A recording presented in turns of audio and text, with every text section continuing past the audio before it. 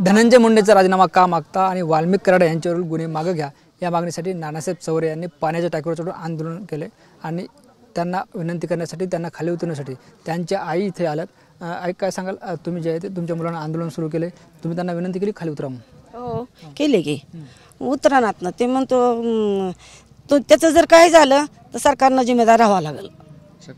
हां सकाळी 9 वाजता आला इथे घर सोडून, चहा नाही अन्न नाही पाणी नाही काहीच नाही। मग आता काय माहिती मग आम्हाला तरी कुठे गेला आणि काय म्हणून। मग आता हे कालवा उठले व आले माहीत झाले। गावकरी सांगतात की ते दिव्यांग आहेत, नेमकं काय आहे त्यांना प्रॉब्लेम काय?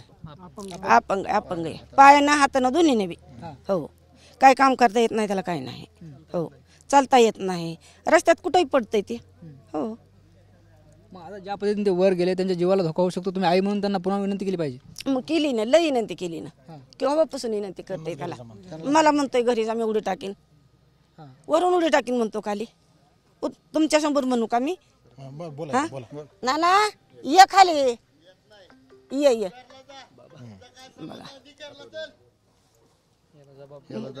कुणाचं सांगितलं ऐकलं ते? आता कुणाच ते ऐकत नाही। ते असंच करायला आता 8 दिवस झाले असंच करतंय, असंच करतंय ते।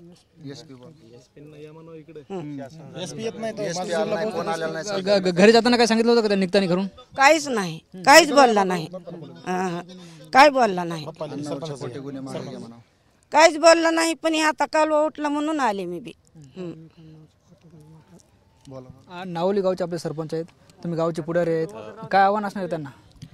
माझं एकच आव्हान आहे, जे हे महिनाभर जे राजकारण चाललंय ही घडलेली घटना ही दुःखदच आहे। सुरुवातीला सरपंच म्हणून नाही का त्यांना पाण्याच्या टाकून खाली उतरायचं आव्हान करतोय मी। 3 तासापासून मी आंबेजोगाईत गेलतो, माझा कॉन्टॅक्ट आहे पोराला, मी म्हणतोय त्याला विनंती केली की बाबा तो खाली उतर, पण ते म्हणतोय हे जे चाललंय हे मला देखवाना म्हणते 9 वाजता घर सोडून कुणालाच न सांगता ते वरी जाऊन बसलाय, ते कुणाचंच ऐकाय तयार नाही। मी आता आलो, SP प्रशासन यावा इथं बघावा, हे जे चुकीचं चाललेलं आहे हे कुठेतरी बंद व्हायला पाहिजे। समाजामध्ये जी तेढ चालली हे बंद व्हायला पाहिजे कुठेतरी, आणि त्याच्यासाठी इथं SP साहेबांनी येऊन त्याला बोलावं। ह्याला जर काही त्याला झालं तर ह्याला सर्वस्व जिम्मेदार हे प्रशासन राहील। म्हणजे SP साहेब बोलल्यानंतर खाली उतरणार का ते? आता त्याचा प्रश्न, पण यावा इथं त्यांनी स्पॉटला येऊन फायर येऊन त्यांना विनंती करायला पाहिजे। ते 9 वाजल्यापासून वरी त्याचं कोण जिम्मेदार आहे काय झालं तर? हां त्याचा जिम्मेदार कोण आहे? त्याला जर काही झालं तर त्याला जिम्मेदार कोण आहे? ते 9 वाजल्यापासून आहे तिथं, मी तर बाहेर होतो, तिथून आता आलोय।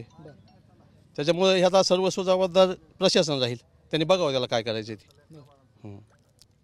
निश्चितच आपण जर बघितलं तर नानासाहेब चौरे यांच्या आई होत्या आणि हे गावचे सरपंच होते। त्यांनी सांगितलं की आम्ही विनंती करतोय, मात्र नानासाहेब चौरे ऐकत नाहीत आणि नानासाहेब चौरेचं काही बरवाईट झालं तर संपूर्ण प्रशासन जबाबदार राहील।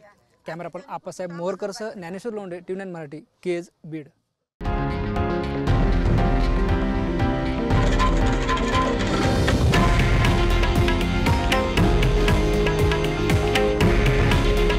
हे आहे देशातील नंबर 1 न्यूज नेटवर्क आणि आपण पाहत आहात TV9 मराठी।